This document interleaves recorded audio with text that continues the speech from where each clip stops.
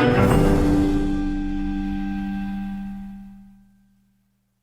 guys, welcome to Binary Programming. Today we will see the PubSub design pattern in detail. So as we know, the PubSub model is very frequently asked question of Mule interview. So here we will see what is PubSub model, benefit of it, when we can use it, and how we can do the implementation in Mule. So in layman term, we can understand as the PubSub model is where an application publish messages and any other services or subscriber will receive them. So let's assume a scenario where we have distributed applications of the system that often need to provide information to other apps as there any events happen. And there could be some of the consumers are interested in only a subset of the informations. So here we have to implement our system in that way so sender can send events to all interested consumers without knowing their identities. So here comes the PubSub design pattern. So in the PubSub design patterns, publishers are the entities who create or publish a message on a topic, and on the other hand, subscribers who subscribe from a topic. So here publishers do not send message directly to specific receivers, but instead it categorizes published messages into classes without knowledge of which subscriber they are sending. So same with the subscriber that subscribe one or more publisher and only receive messages from them without knowledge of which publisher they are getting these messages. So in other words, the publisher and subscriber will never know about the existence of one another. So you might be thinking, then how they communicate?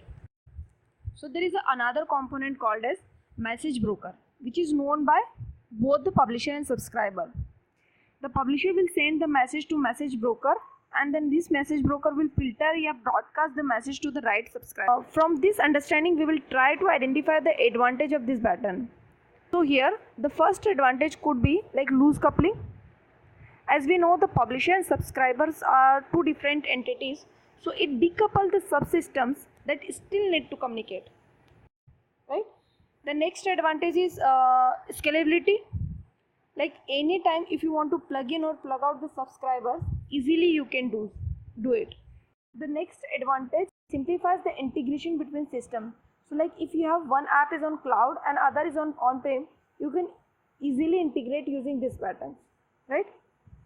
So now the next question which comes in our mind is when we can use it. So here, if your application need to broadcast information to significant number of consumers, or application want to send information to consumers without requiring real-time response from the consumers, right? So we can implement this design pattern. Now it's time to see how we can implement this pattern in Mule. In Mule we have so many message brokers like RabbitMQ, ActiveMQ, Kafka, AWS SQS, SNS, IBMQ, AnyPointMQ, etc. So here let me go to Studio and there we'll see how we can do the implementation. So here if you'll see, I have a very simple application. So this is this application I'm showing only for the demo purpose. Here I have this scheduler, and this scheduler is getting the data from the this scheduler will get triggered at particular time, and then it will get the data from the Salesforce, and after doing after performing some business logic here in between, and then it will publish the message to queue. So here I am using, this is a Redis publisher. This will publish to particular channel, and down if you see I have the subscriber. So publisher and subscriber, this could be in single application, or you can create a separate application. So here if you see I have the subscriber. This subscriber is listening to same channel what we have used for the publishing, and then it will perform some business logic, and with this we are done. Thank you.